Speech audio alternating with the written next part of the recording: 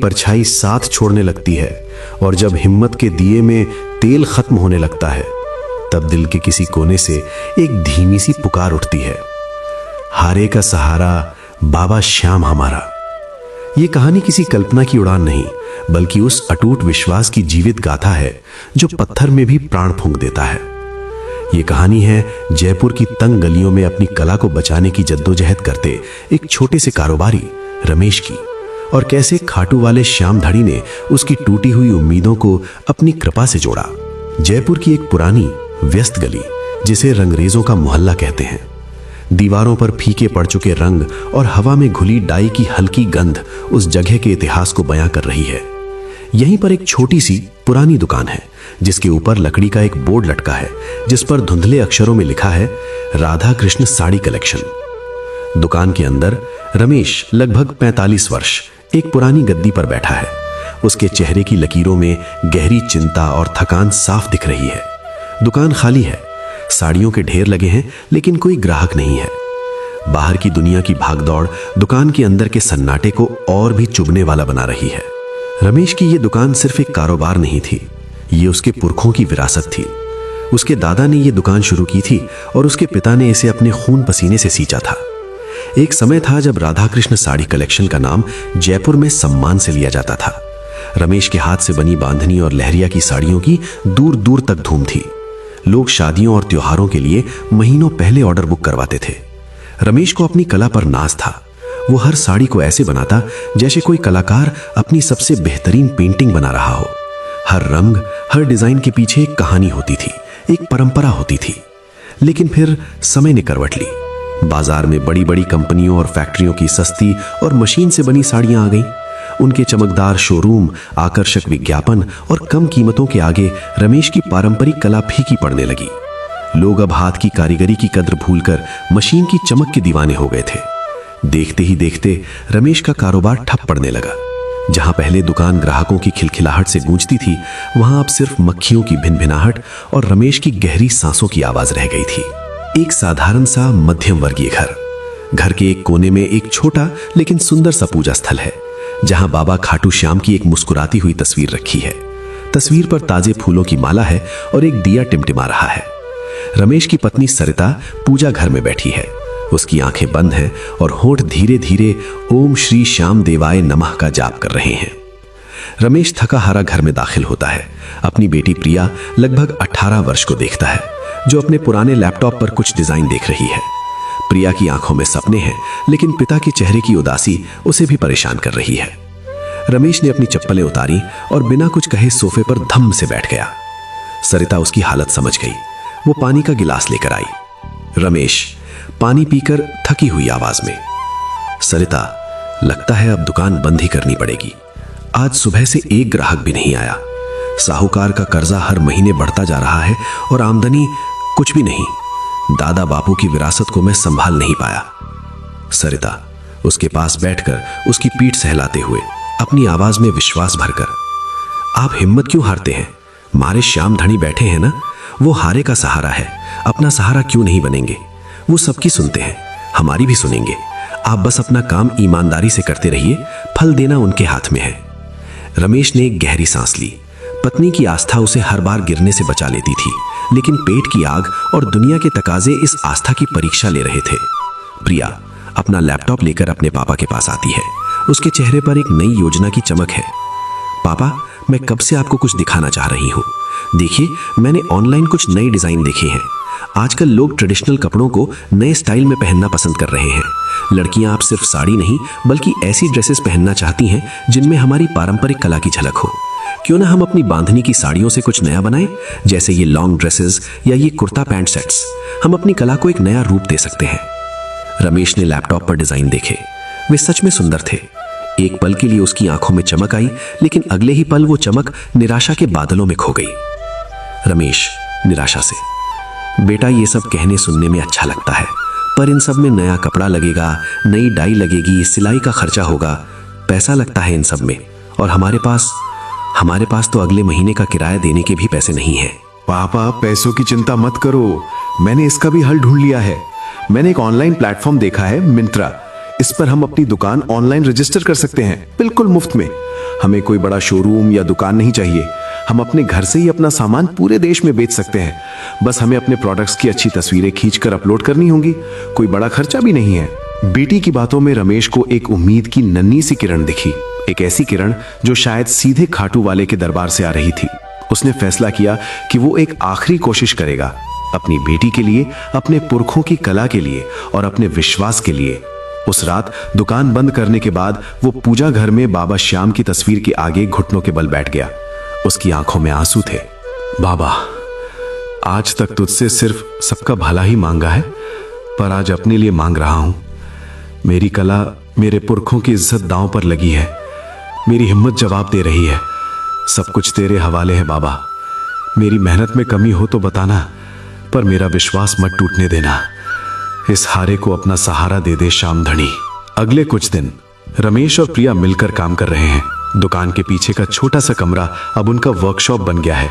प्रिया laptop पर नई design final करती है और रमेश अपनी कला का इस्तेमाल करके उन डिजाइन्स को कपड़ों पर उतार रहा है। बाप बेटी की मेहनत ने उस छोटे से कमरे में एक नई जान डाल दी। प्रिया ने इंटरनेट से रिसर्च करके ऐसे डिजाइन निकाले जो आज की युवाओं को पसंद आते, लेकिन जिनकी आत्मा में राजस्थान की परंपरा बसती थी। और रमेश ने अपने दशकों के अनुभव से उन डिजाइन्स में जान डाल दी।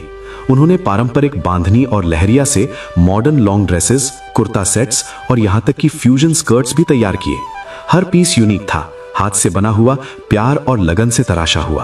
पापा, ये डिजाइन तो बहुत सुंदर बने हैं, लेकिन इनकी तस्वीरें भी उतनी ही सुंदर आनी चाहिए, तभी लोग ऑनलाइन इन्हें पसंद करेंगे। मेरे एक दोस्त ने बताया है कि OnePlus Nord का कैमरा बहुत अच्छा है, बिल्कुल प्रोफेशनल फोटो जैसा, और ये ज्यादा महंगा भी नहीं है। रमेश ने अपनी पत्नी के कुछ बचे खुचे गहने गिरवी रख कर एक नया फोन खरीदा। प्रिया ने घर की छत पर एक सफेद चादर लगाकर एक छोटा सा स्टूडियो बना लिया। उसने सूरज की रोशनी में अपने बनाए कपड़ों की इतनी खूबसूरत तस्वीरें खींची कि वे किसी बड़े ब्रांड के फोटोशूट जैसे लग रहे थे। प्रिया ने ऑनलाइन प्लेटफॉर्म पर श्याम कृपा डिजाइन्स के नाम से अपनी ऑनलाइन दुकान बनाई और सारे प्रोडक्ट्स की तस्वीरें और विवरण अपलोड कर दिए। शुरुआती कुछ हफ्ते ऑनलाइन दुकान पर कोई ऑर्डर नहीं है। प्रिया हर रोज लैपटॉप खोलकर देखती और निराश हो जाती। रमेश का चेहरा फिर से चिंता में डूब गया था। रमेश एक शाम दुकान के बाहर उदास बैठा हुआ। देख प्रिया, मैंने कहा था ना, हमारी किस्मत ही खराब है। इतनी मेहनत की, पैसा लगाया, सब बेकार गया। तभी सरिता चाय लेकर आती है। अरे, इतनी जल्दी हार मान गए? दुकान खोलने के पहले दिन ही लाखों की बिक्री हो जाती है क्या? बाबा परीक्षा ले रहे हैं, वो देख रहे हैं कि हमारा विश्वास कितना पक्का है। आप बस अपना नियम मत तोड़ना। कल 11 है, आपको खाटू जाना ही है, चाहे कुछ भी हो जाए। रमेश चुप रहा। उसका मन नहीं था, लेकिन वो अपनी पत्नी की आस्था को ठेस नहीं पहुंचाना चाहता था। अगली सुबह रमेश बस में बैठकर खाटू धाम जा रहा है। वो खिड़की से बाहर देख रहा है, लेकिन उसे कुछ दिखाई नहीं दे रहा। उसका मन विचारों के तूफान में फंसा हुआ है। वो बाबा के दरबार में पहुंचता है। हारे का सहारा के जयकारों से पूरा माहौल गूंज रहा है, लेकिन रमेश को ये जयकारे भी खोखले लग रहे हैं। वो भीड़ में खड़ा है, उसकी आंखें बाबा की मूर्ति पर टिकी हैं और गालों पर आंसू बह रहे हैं। बाबा, क्यों कर रहा है ऐसा? मैंने तो हमेशा ईमानदारी से काम किया, किसी का बुरा नहीं चाहा, फिर मेरे साथ ही क्यों? अब तो तू ही बता, मैं क्या करूं? हिम्मत टूट रही है, मैं हार रहा हूं, मुझे संभाल ले बाबा। कहते हैं जब भक्त सच्चे और टूटे हुए दिल से पुकारता है तो बाबा सुनते जरूर हैं। जिस पल रमेश ने अपनी अर्जी लगाई, उसी पल सैकड़ों किलोमीटर दूर जयपुर में उसकी बेटी प्रिया का फोन बजा। प्रिया फोन पर है, वो उछल पड़ती है और उसकी आंखों में खुशी के आंसू हैं। मम्मी, मम्मी, दिल्ली से हमारा पहला ऑर्डर आया है। एक नहीं, 5 ड्रेस का। किसी ने 5 ड्रेस एक साथ ऑर्डर की हैं। रमेश खाटू से लौट रहा है। उसके चेहरे पर एक अजीब सी शांति है, जैसे किसी ने उसके सिर से कोई भारी बोझ उतार लिया हो। घर पहुंचते ही प्रिया दौड़कर उसके गले लग जाती है और उसे ये खुशखबरी सुनाती है। रमेश की आंखों में फिर से आंसू आ जाते हैं, लेकिन इस बार ये आंसू कृतज्ञता के थे। ये तो बस एक शुरुआत थी, एक चिंगारी थी जिसे बाबा श्याम की कृपा की हवा मिल चुकी थी। श्याम कृपा डिजाइन्स के चर्चे धीरे धीरे होने लगे। पहला ऑर्डर भेजने के बाद उस ग्राहक ने अपनी वेबसाइट पर एक बहुत अच्छा रिव्यू लिखा। फिर एक और ऑर्डर आया, फिर 2, फिर 4। एक दिन दिल्ली की एक बड़ी फैशन इन्फ्लुएंसर, जिसकी सोशल मीडिया पर लाखों फॉलोअर्स थे, जयपुर घूमने आई। उसने एक स्थानीय बाजार में श्याम कृपा डिजाइन्स का एक स्टॉल देखा जो उन्होंने हाल ही में लगाया था, और उसे उनकी एक ड्रेस इतनी पसंद आई कि उसने तुरंत खरीद ली। उस इन्फ्लुएंसर ने अपनी अगली पोस्ट में वही ड्रेस पहनकर अपनी फोटो डाली। उसने अपनी पोस्ट में लिखा, ये खूबसूरत और यूनिक ड्रेस मैंने ई कॉमर्स प्लेटफॉर्म का नाम बताते हुए एक छोटे से स्टोर श्याम कृपा डिजाइन से खरीदी है। इसकी क्वालिटी कमाल की है और इसमें राजस्थान की पारंपरिक कला की आत्मा बसती है। मैं हैरान हूं कि हमारे देश में इतना टैलेंट छिपा हुआ है। आप भी देखिए। उसने रमेश की ऑनलाइन दुकान का लिंक भी अपनी पोस्ट में डाल दिया। रमेश के फोन पर लगातार ऑर्डर्स आने की नोटिफिकेशन की टिंग टिंग की आवाज बज रही है। वो और प्रिया हैरान परेशान है। उनका लैपटॉप ऑर्डर्स की लिस्ट से भर गया है। वे दिन रात काम कर रहे हैं। उनकी छोटी सी दुकान अब एक छोटी सी वर्कशॉप बन गई है। रातों रात रमेश की किस्मत बदल गई। उस एक पोस्ट ने श्याम कृपा डिजाइन्स को पूरे देश में मशहूर कर दिया था। अब उसके पास इतने ऑर्डर थे कि उसे अपने साथ और कारीगरों को काम पर रखना पड़ा। उसने सबसे पहले उन पुराने बेरोजगार कारीगरों को काम दिया जो बड़ी कंपनियों के आने से सड़क पर आ गए थे। रमेश की दुकान में फिर से रौनक लौट आई थी, लेकिन इस बार ये रौनक ग्राहकों की नहीं बल्कि कारीगरों के काम करने की आवाज और उनके हंसने बोलने की थी। कारोबार इतना बढ़ गया कि अब हाथ से हिसाब किताब रखना नामुमकिन हो गया। तब प्रिया ने अपने पापा को समझाया और टैली प्राइम जैसे सॉफ्टवेयर का इस्तेमाल शुरू किया। इस सॉफ्टवेयर ने उनके सारे हिसाब किताब, स्टॉक मैनेजमेंट और जीएसटी फाइलिंग को इतना आसान बना दिया कि सारा काम चुटकियों में हो जाता था। कुछ महीने बाद रमेश की वही पुरानी दुकान अब एक बड़ी और नई दुकान बन गई है। बाहर श्याम कृपा डिजाइन्स का एक बड़ा और सुंदर सा बोर्ड लगा है, जिसके कोने में बाबा श्याम का मोरपंख बना हुआ है। दुकान के अंदर रमेश, सरिता और प्रिया खुश खड़े हैं। दुकान में कई कारीगर काम कर रहे हैं और माहौल में एक नई ऊर्जा और उत्साह है। रमेश, सरिता, तुम सही कहती थी। बाबा ने सच में हारे का साथ दिया। उन्होंने ना सिर्फ हमें बल्कि इतने सारे परिवारों को भी सहारा दे दिया। प्रिया, पापा, ये आपकी सालों की मेहनत, आपकी कला और बाबा पर आपके अटूट विश्वास की जीत है। फाल्गुन का महीना है। रमेश का पूरा परिवार और उसके सभी कारीगर खाटू धाम में निशान यात्रा में शामिल हैं। वे नाच गा रहे हैं और उनके हाथों में बड़े बड़े निशान हैं।